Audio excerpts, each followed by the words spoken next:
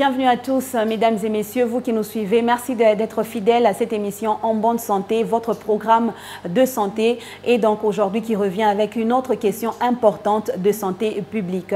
Une émission qui a comme objectif principal de promouvoir la santé en société et c'est notre mission que nous avons à accomplir. Aujourd'hui, nous parlons d'une question importante qui ne touche que la femme, un problème qui ne touche que la femme, mais qui implique toute la société et donc la société en général, qui peut influencer toute une famille, toute une société. Nous parlons des fistules obstétricales. C'est un défi que la femme doit relever aujourd'hui en société et c'est un problème majeur de santé publique. Une question qui nous préoccupe, qu'est-ce que c'est? Comment est-ce que cette maladie peut lâcher la femme si c'est possible? Comment la femme peut s'en débarrasser si c'est possible? Comment est-ce que cette maladie peut être traitée? Et donc, ça sera autour de toutes ces préoccupations que nous allons tourner aujourd'hui. Et donc, comme d'habitude, vous le savez, on tourne autour des questions importantes avec des bouches autorisées, des personnes qui sont là pour nous aider à répondre à certaines questions qui nous préoccupent. Aujourd'hui, c'est avec le docteur Noah Mutangala que nous accueillons aujourd'hui sur ce plateau. Bonjour, docteur. Bonjour, Valentine. Vous allez bien, j'espère? Ben, comme vous voyez, je vais essayer de dire que je vais bien. Merci. Et voilà, aujourd'hui, nous parlons, comme je le disais déjà, docteur, des fistules obstétricales, qui est un défi majeur aujourd'hui en société, surtout et d'ailleurs que chez la femme. Mais c'est un problème qui dérange toute la société en général. Quand la femme n'est pas en bonne santé, c'est toute la maison qui en pâtit. Alors, commençons déjà par découvrir c'est quoi les fistules obstétricales. Qu'est-ce que c'est? Je suis content que vous ayez retenu la leçon, parce que justement, vous avez dit que c'est un problème qui concerne la femme, avec une implication dans la communauté. La fistule obstétricale, il y a deux choses. Là-dedans, vous avez la partie fistule, et puis la partie obstétrique. Dans la partie fistule, ça signifie quoi? La fistule, c'est une communication anormale, une communication qui n'est pas naturelle, qui est artificielle, qui survient par le fait qu'il y a eu un accident. Et cette communication se passe entre deux organes qui ne communiquent jamais. Et ces organes, c'est la vessie et l'appareil génital de la femme. Pourquoi vous dites obstétrical? Vous dites obstétrical parce que c'est lié à la maternité. Donc, un accouchement difficile conduit justement à cette communication anormale entre deux organes que sont la vessie et l'appareil génital de la femme, et les urines commencent à couler sans contrôle. Les urines, on doit toujours les contrôler. Oui. Le bon Dieu a créé l'homme ou la femme avec des mécanismes qui contrôlent les éléments tels que les urines. Pour uriner, il faut qu'il y ait une communication entre le cerveau et l'appareil d'uriner afin de contrôler les urines. Mais l'accident qui survient après un accouchement difficile coupe ce mécanisme de contrôle naturel des urines. Et la femme commence à perdre les urines tout au long de la journée. Et en perdant les urines tout au long de la journée, elle est refoulée. Elle est exclue de la communauté. Elle est traitée comme une sorcière. Elle n'a plus une vie de qualité parce que justement, elle ne se retrouve plus dans la société. Comme vous savez, la place de la femme, et ça j'ai beaucoup aimé, parce que vous avez enfin retenu que ça implique, ça a une implication sur toute la communauté. Parce que la femme la place de la femme, c'est dans le foyer et non être exclu comme un paria, ou être exclu comme une sorcière, ou être exclu comme une chose qui n'a pas de valeur. La femme a sa valeur, la mère a sa valeur. La mère, c'est elle qui constitue la courroie de transmission entre les enfants, le papa, et au sein de la famille, c'est les facteurs unificateurs. Lorsqu'elle n'est pas là, beaucoup de problèmes vont se poser. Alors, voilà. Vous avez parlé d'un problème issu d'un accident qui surviendrait. Parlez-nous un peu de cet accident. C'est quoi la cause de cet accident? Qui est causeur de cet accident pour que la femme en souffre au moins toute la vie? Faut-il parler d'un agent causal, si je vais dire comme ça? Je ne sais pas s'il faut l'aborder de cette façon-là. Mais ce qu'il faut retenir, j'ai eu à utiliser des mots simples pour dire, c'est lors d'un accouchement difficile. Oui. Qu'est-ce qu'on entend par Accouchement difficile. Justement, c'est des accouchements qui ne respectent pas les normes qui doivent être, qui sont de la gestion de maternité à moindre risque. C'est-à-dire, la femme, elle a des douleurs d'enfantement qui dépassent 48 heures, qui dépassent 24 heures. Au-delà de 24 heures, lorsque la femme a des douleurs d'enfantement, elle n'arrive pas à accéder à une maternité où la gestion de la grossesse devrait être optimale. Après 48 heures, il y a une pression entre le produit de conception que nous appelons le fœtus et l'endroit où le fœtus se trouve, c'est l'utérus. Donc, il y a une compression entre l'utérus et la vessie. Lorsque cette compression se fait de façon continue, cette compression va entraîner, parce qu'il y a des organes qui sont voisins, c'est l'utérus, la vessie, le vagin et le rectum. Utérus contre vessie, vessie contre vagin et parfois vagin contre rectum. Lorsqu'il n'y a que l'utérus contre vessie, il y aura aussi une implication de la vessie contre le vagin. Alors, qu'est-ce qui se passe? Il se passe qu'il y a une mortification des cellules autour de l'endroit où il y aura eu une grande pression. Et cette pression qui aura dépassé 12 heures ou 24 ou 48 heures va tuer les cellules autour.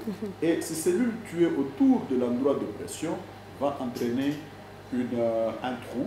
C'est ce trou-là qui va arriver à créer cet handicap.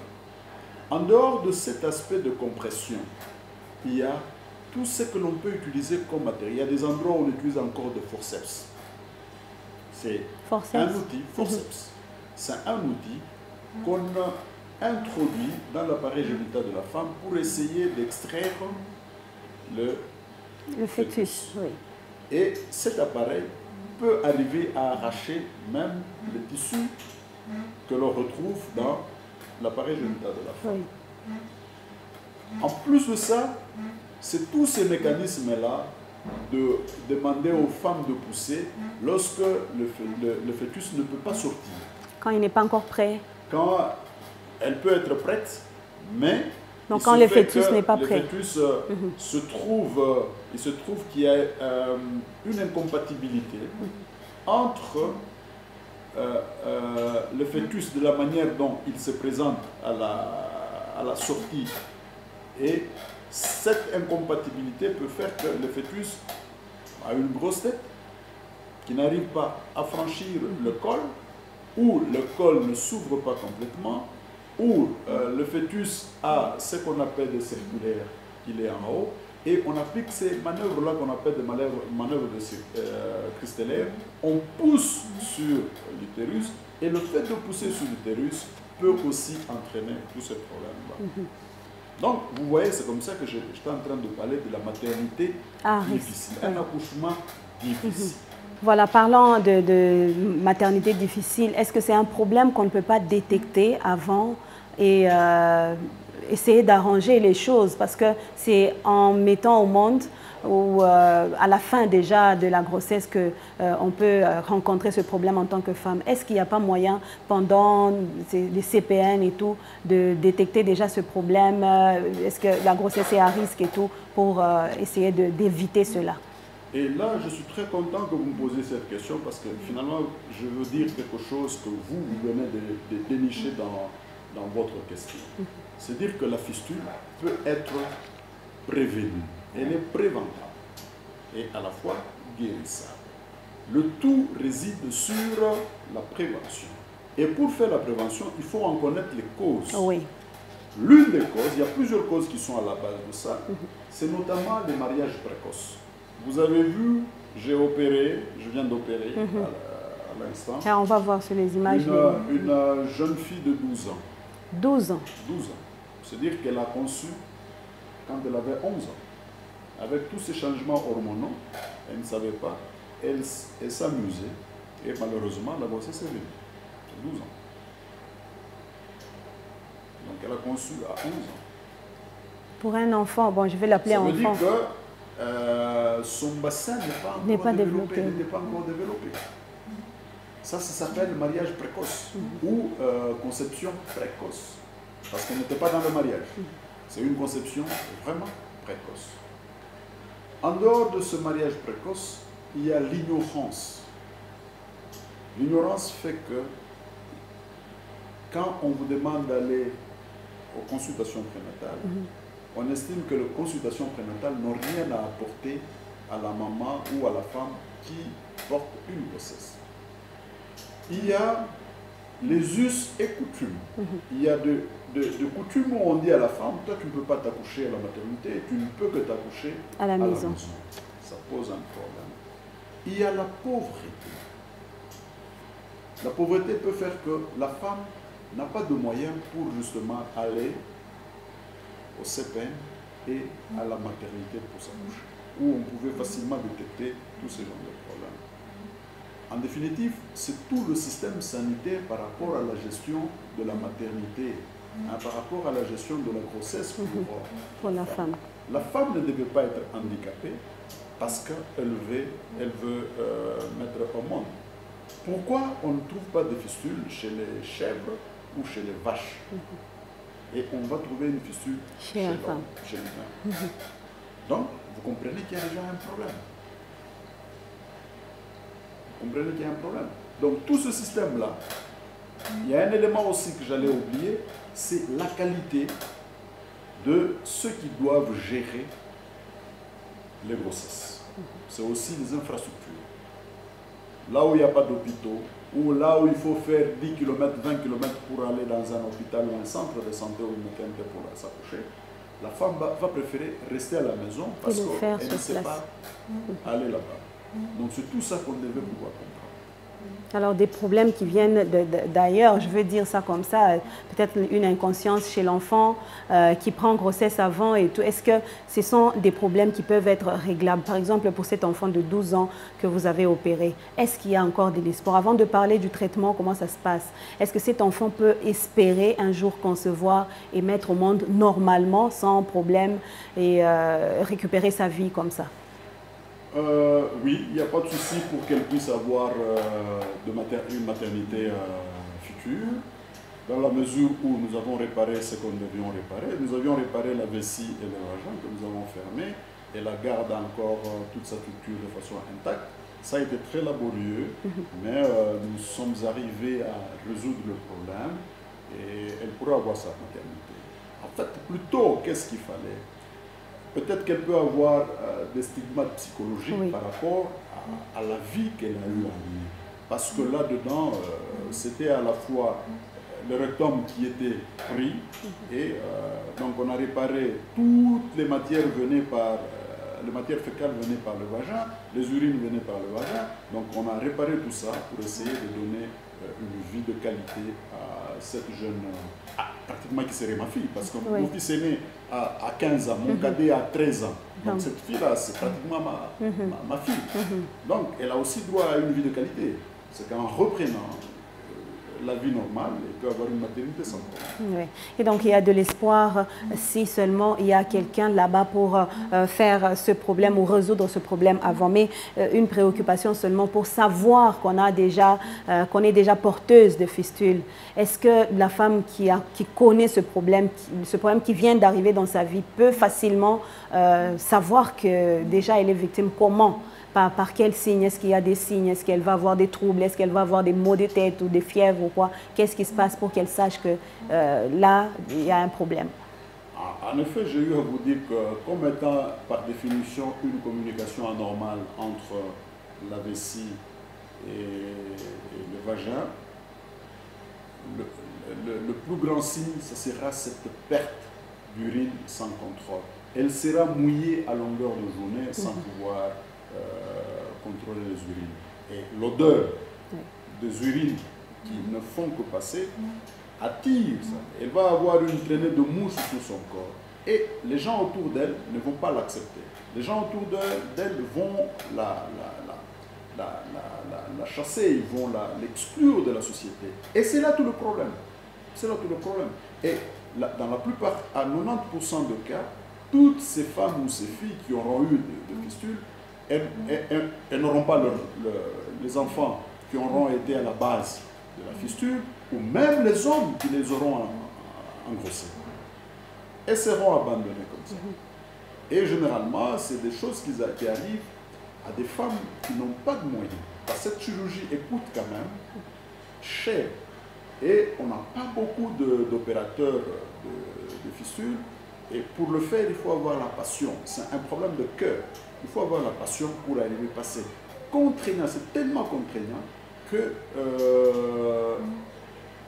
si vous n'avez pas la passion d'être au service des gens, vous allez abandonner.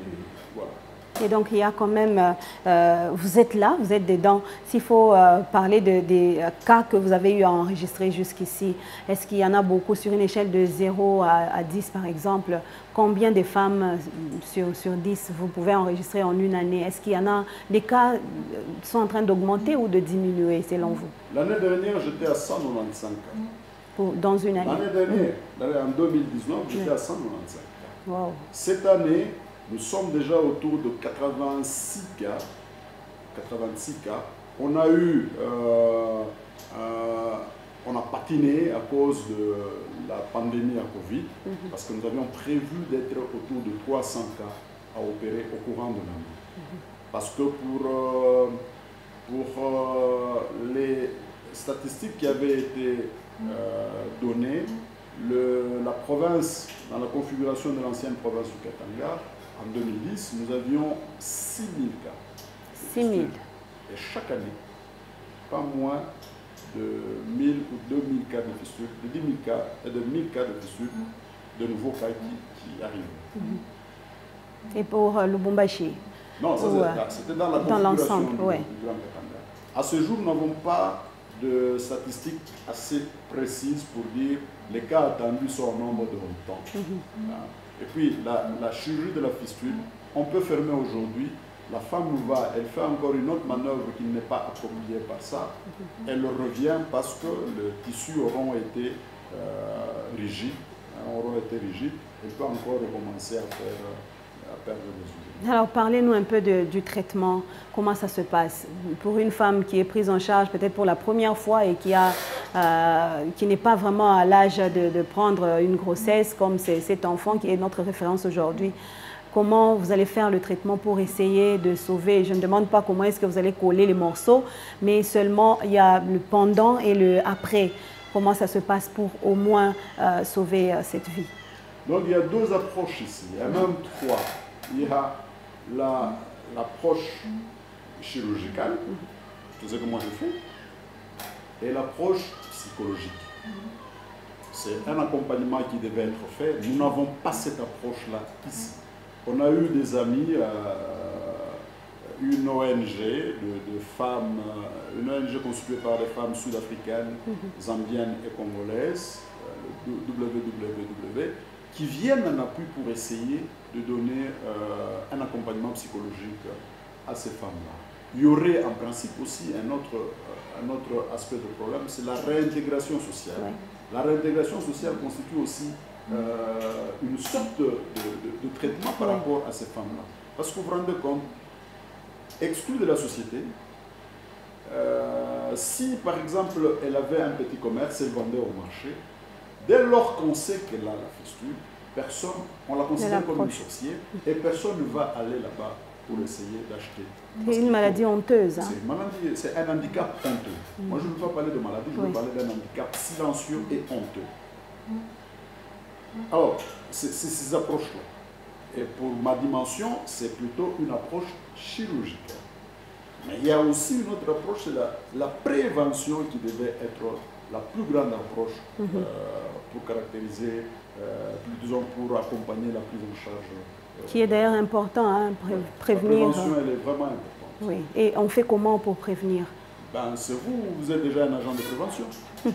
Les médias on crie aux médias. Les médias constituent la prévention.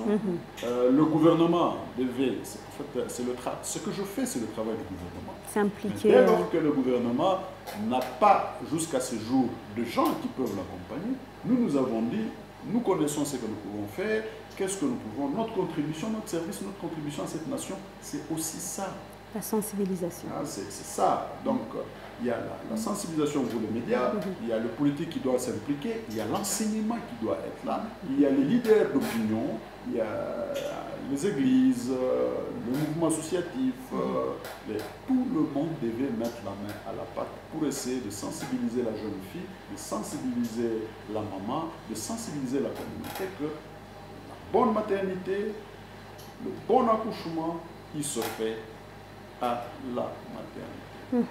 Et donc, on va dire qu'on a un réparateur des femmes dans le Haut-Katanga ou ici dans le Katanga en général, hein, dans l'ancienne configuration, un réparateur des femmes, comme ça se fait un peu à l'Est. Alors, ici, sur place, je dis que c'est une maladie, c'est un défi que la femme devait relever, mais c'est aussi un défi pour celui-là qui est à côté de la femme pour l'aider à se relever. Alors, quel est le défi que vous avez? Il est grand, je sais, mais des difficultés que vous rencontrez dans ce parcours de réparation de la femme, de redonner de l'espoir, un sourire à la femme qui l'a carrément perdu en société.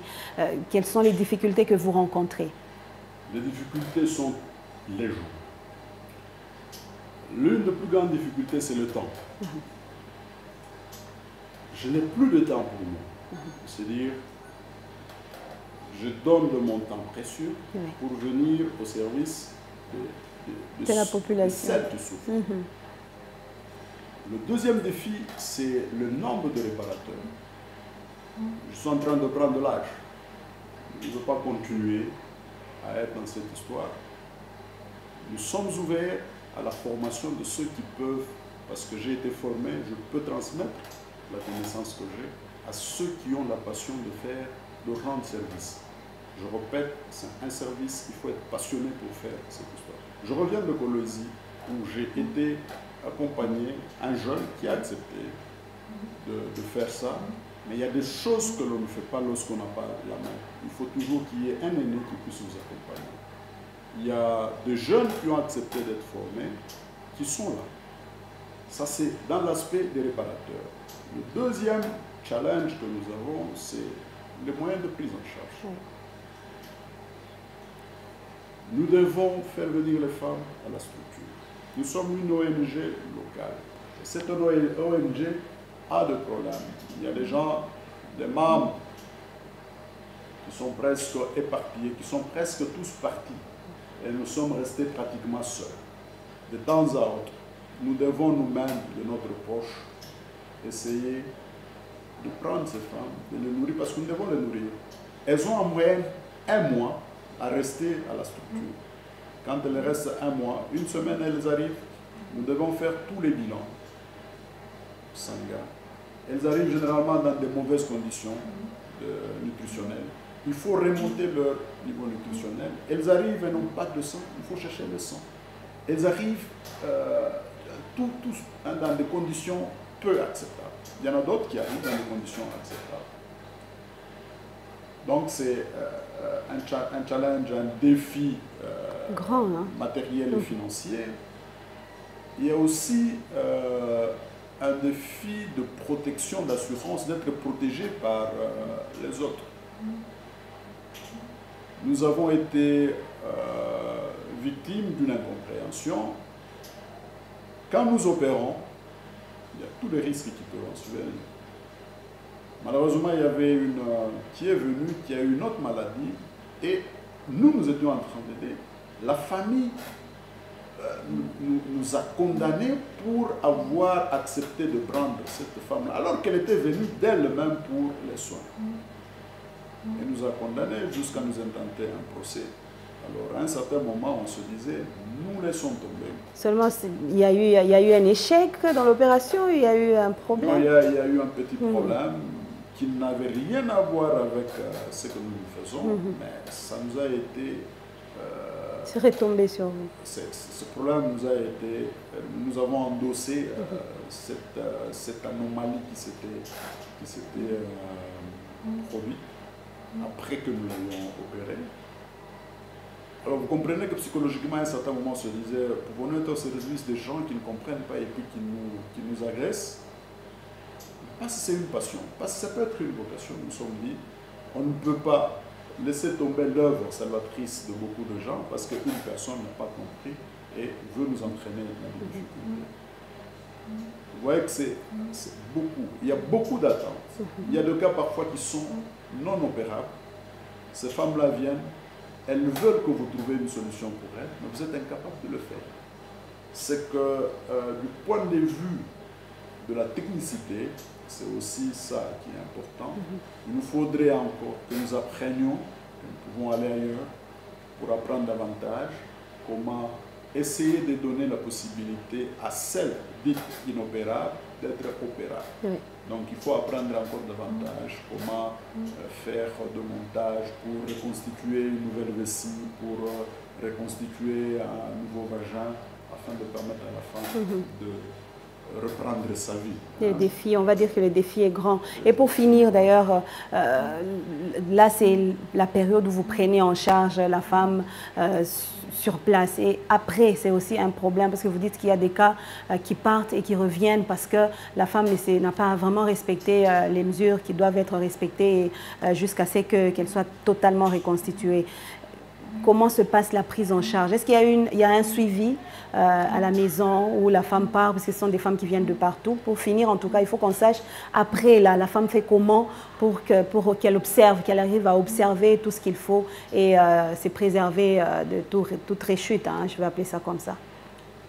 Il y a quand même un élément que j'ai omis, c'est que dans le partenariat, dans l'accompagnement, il y a parfois des accompagnements ponctuels, comme vous venez de le voir récemment avec l'UNFPA, c'est un accompagnement ponctuel qui peut venir comme ça. Parfois, il y a des gens de bonne volonté qui peuvent aussi se dire, moi je paye pour 2, 3, 4, 5, 6 personnes afin de nous accompagner. Alors, comment ça se fait en post-opératoire?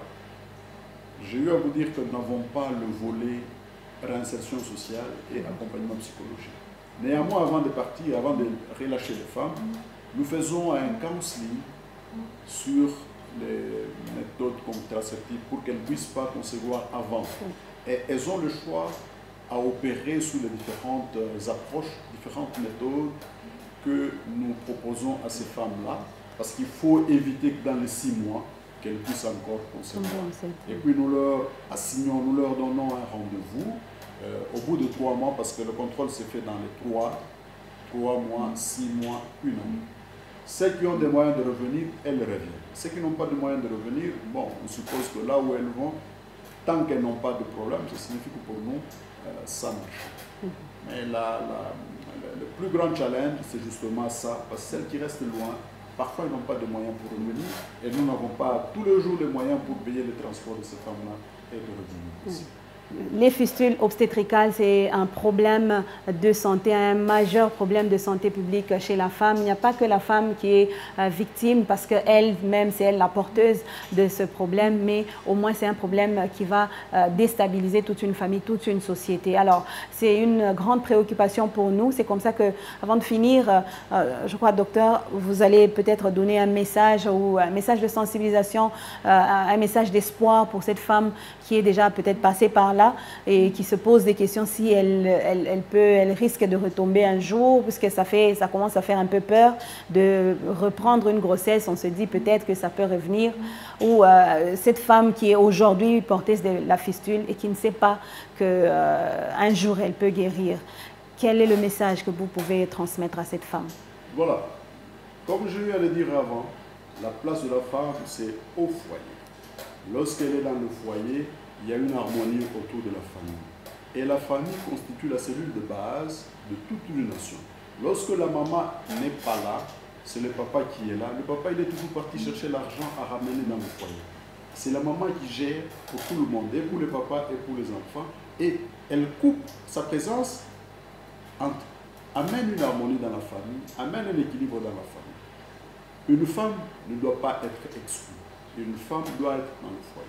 Et pour être dans le foyer, ça veut dire qu'elle doit avoir un conditionnement de vie qui soit acceptable et qui lui permet d'avoir une vie normale. Et cette vie normale passe par une maternité. Et la maternité, elle doit se faire dans les conditions normales, ça signifie au-delà de 18 ans. On ne doit pas avoir une maternité ou un mariage précoce. Au-delà de 18 ans, c'est une maternité qui se ferait normale. Une maternité doit se faire dans un centre approprié, avec un personnel approprié. Les us et coutumes devaient être améliorés pour dire la femme accouche à la maternité. Et il faut se dire qu'avec ces éléments-là, la femme qui suit le CPN, le risque d'avoir de cas de fistule va être amoindri. Et on ne parlera presque plus, parce que la présence de fistules obstétricales dans une nation témoigne du niveau de développement, parce que les pays développés ont eu à un certain moment de leur histoire des cas de fistules obstétricales. Maintenant, ces pays n'en ont pas. Si nous nous disons que notre système de santé fonctionne convenablement, nous ne devons plus avoir ces cas de fistules. Ces cas de fistules devaient être éradiqués. Et voilà. Voilà, donc la femme, sa place, mais il faut avoir de la passion pour faire ça. Ce que nous faisons, c'est du cœur.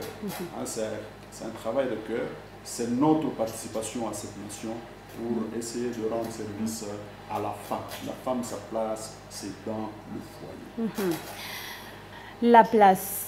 La place de la femme, c'est au foyer. La place de la femme, c'est dans sa famille, aux côtés de ses enfants, de son mari.